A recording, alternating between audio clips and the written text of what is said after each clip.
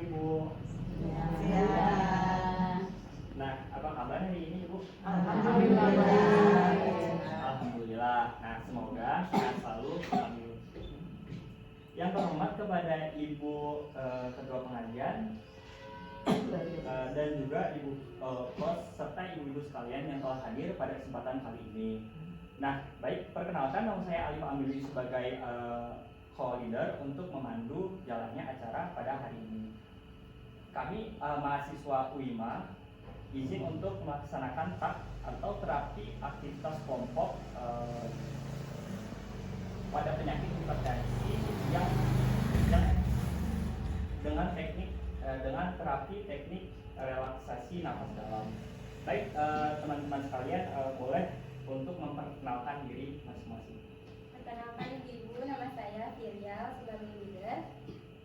Assalamualaikum Ibu-ibu. Waalaikumsalam warahmatullahi wabarakatuh. Perkenalkan nama saya Dewi Komalia. Perkenalkan nama saya Raden Hajam Anita. Perkenalkan nama saya Fajrian Cahyani. Perkenalkan nama saya Firayu Finalisia. Perkenalkan nama saya Putri Reza Utari.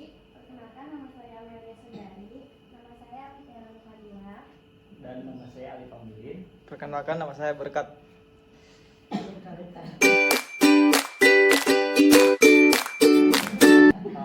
Baik, kita langsung saja masuk ke sesi penyampaian materi Ibu dan juga tanya jawab yang akan dilakukan oleh mahasiswa kami, yaitu oleh Mbak Prial.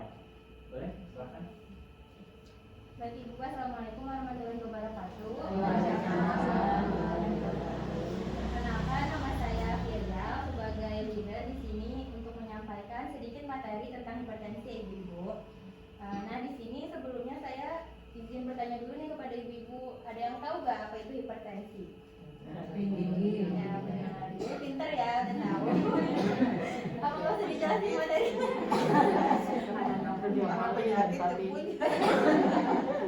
Alhamdulillah udah pada tahu ya, berarti udah pada pintar. Jadi izin saya mengulangi lagi. Jadi definisi hipertensi itu di dalam tubuh kita itu kan ada yang namanya sistem kardiovaskular ya Bu ya. Nah, sistem kardiovaskular ini dibagi menjadi 3. Yang pertama itu organnya ada organ jantung, terus ada pembuluh darah dan darah yang sangat berkaitan dengan penyakit hipertensi. Nah, jadi hipertensi ini sendiri artinya itu adalah jika seseorang yang memiliki tekanan darahnya itu tinggi yang lebih dari 140/90 mmHg. Nah, kalau misalkan lebih dari itu maka itu dikatakan hipertensi ya Ibu-ibu. Nah, selanjutnya itu klasifikasi hipertensinya ada 2 Bu. Jadi ada hipertensi primer dan hipertensi sekunder. Nah, hipertensi primernya ini tuh berasal dari gas keturunan. Jadi misalkan kalau ibu-ibu punya keluarga atau punya ayah atau ibunya yang mempunyai penyakit hipertensi, nah kemungkinan ibu juga bisa mengalami penyakit hipertensi karena dari keturunan tadi yang gen. Nah, lalu yang kedua itu ada klasifikasi hipertensi yang sekunder. Nah, yang sekunder ini itu berasal dari pola aktivitas dan pola makan. Misalnya kalau pola aktivitas itu jarang berolahraga, jadi kan sirkulasi di dalam tubuhnya itu darahnya jadi tidak stabil ya Bu, jadi bisa mengakibatkan tekanan darah tinggi. Lalu yang kedua itu pola makan. Nah, pola makan itu harus dijaga karena pola makan itu bisa berhubungan dengan hipertensi. Misalkan makan gorengan atau yang asin-asin yang natriumnya tinggi ya Bu.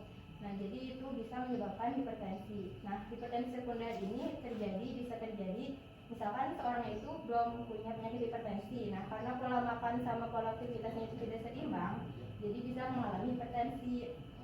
Selanjutnya itu ada tanda dan gejala. Tanda gejala hipertensi ini misalkan yang paling umum itu ada sakit kepala dan pusing ya Bu, pasti ada pusing. Nah, karena pusingnya itu biasanya karena apa nih Ibu? Belum dapat gajian atau uang gajian. Biasanya pusing. Terus sakit kepala atau pusing yang pertama itu. Terus itu kan paling umum. Yang kedua itu nyeri dada, sensasinya itu kayak tertusuk-tusuk gitu di dada. Terus gelisah dan stres. Kenapa kok bisa tanda gejala stres itu memicu hipertensi? Karena kan di dalam tubuh kita ada hormon untuk stres atau gelisahnya itu. Kalau misalkan kita gelisah atau stres, otomatis tekanan darah kita juga kan menjadi tinggi. Nah, jadi itu memicu hipertensi. Lalu selanjutnya ada penglihatan mata kabur. Nah, penglihatan mata kabur ini terjadi karena di aliran pembuluh darah mata kita itu ada penebalan yang namanya itu retinopati hipertensi. Selanjutnya ada mudah lelah dan jantung berdebar-debar. Nah, jantung berdebar-debar ini terjadi misalnya itu contohnya ketika seorang kan kalau lari keliling 10 kali lapangan kan capek gitu ya. Nah, biasanya itu kan jantungnya suka terasa ya berdebar-debar. Nah, itu sensasinya seperti itu, jantung berdebar-debar. Kenapa? Karena si pompa jantungnya itu kan karena tekanan darahnya tinggi. Nah, si pompa jantungnya itu jadi kenceng kayak deg-deg gitu kan. Jadi pembuluh darahnya juga jadi tekanan darahnya tinggi sehingga mengakibatkan jantungnya berdebar-debar. Nah, selanjutnya di sini ada organ yang dipengaruhi itu ada 4 ya ibu. Yang pertama itu kita mulai dari atas. Yang pertama itu ada otak, mata, jantung dan ginjal. Nah, jawabannya ibu apa tadi? Otak, mata, jantung, ginjal. Ih, tangan.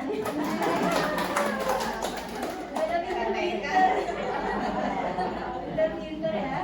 Terus organ yang berhubungan tadi ada otak. Nah, kenapa sih kok bisa dipengaruhi ke otak? Jadi si hipertensi ini kan di otak itu ada yang namanya saraf simpatik dan saraf otonom ya. Jadi itu bisa yang bekerjanya itu secara otomatis di dalam tubuh kita itu. Kayak misalkan mau menggerakkan tangan, mau angkat tangan atau memegang sesuatu itu kan dikendalikan sama si otak ini.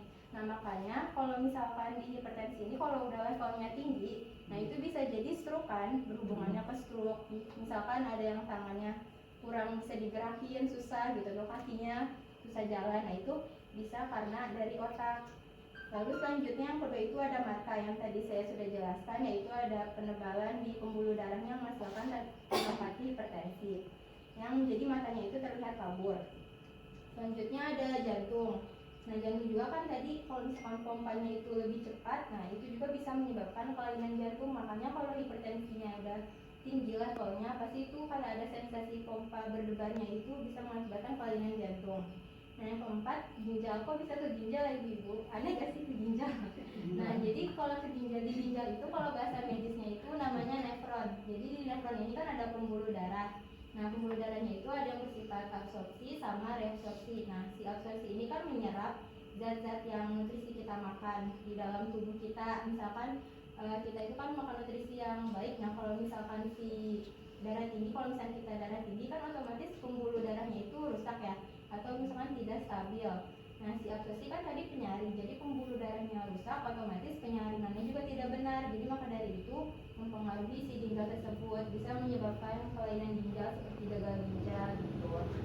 Nah, selanjutnya pasangan makanan yang harus dihindari itu tadi goreng-gorengan. Siapa di sini masih suka makan goreng-gorengan? Semua suka.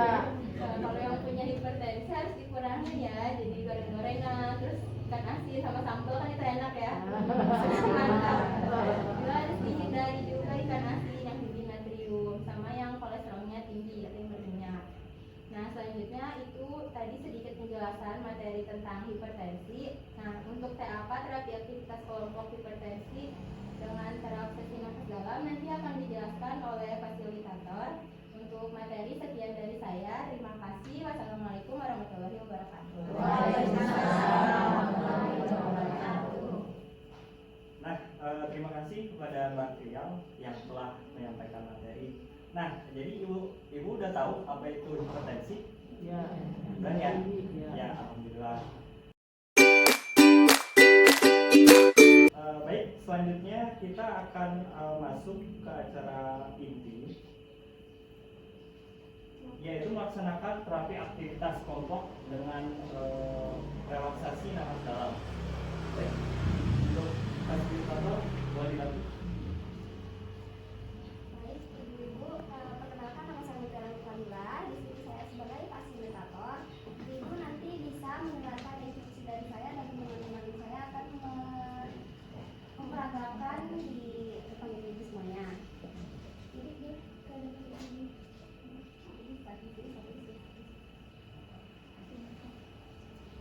Jadi yang pertama, ibu-ibu usahakan rileks.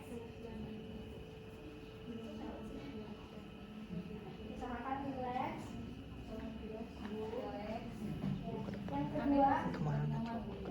Yang kedua menarik nafas dalam melalui hidung dengan hitungan 1, 2, 3. Lalu keluarkan Ke situ lagi dah. sekitar 5-10 detik. 1, 2, 3, 4, 5. Hembuskan. Lanjut secara perlahan. Lalu menarik nafas lagi, menarik nafas dan menghembuskannya, lalu lagi melalui mulut secara perlahan-lahan.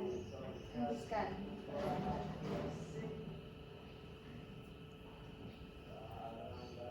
Nah, anjurkan untuk mengulangi prosedur ini hingga nyeri terasa berkurang. Ulangi sampai 15 kali dengan istirahat singkat setiap 5 kali. Jadi kalau ibu-ibu lagi ngerasain nyeri atau pusing, lakuin aktivitas ini selama 15 kali. Jadi 5 kali istirahat, 15 kali tarik nafas 3 detik, hitungan ketiga keluarkan melalui mulut selama 5 detik sampai 10 detik. Baik, dilanjut oleh MC. Baik, terima kasih kepada fasilitator yang sudah memperagakan nih bagaimana cara untuk terapi nafas dalam, yaitu relaksasi terapi nafas dalam. Nah, ibu-ibu udah bisa ya memperagakan gimana tadi terapinya? Boleh diulangi nih? Tarik nafas, tahan selama 3 detik. Nah, baik, udah mulai mengerti ya ibu. Nah, selanjutnya kita sudah melaksanakan terapi aktivitas pada hari ini. Selanjutnya kita akan mengevaluasi dan juga menjelaskan kesimpulan tentang terapi aktivitas yang telah disampaikan oleh observer.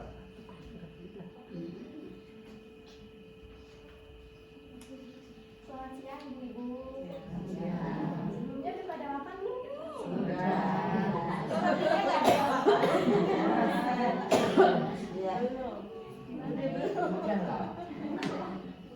Udah makan siang ya? Oke ibu-ibu. Gimana perasaannya, udah mulai enakan belum? Nanti kalau misalkan ada gejala-gejala hipertensi yang tadi udah disampaikan dari kakaknya, bisa dipraktek di rumah ya ibu. Sudah terlanjur hipertensi. Jadi baru dari berobat kontrol ya. Jadi ibu makanannya tuh nggak boleh makan ikan asin tadi. Ya udah, buat ibu-ibunya nanti makan lagi ya. Sedikit boleh gambar banyak.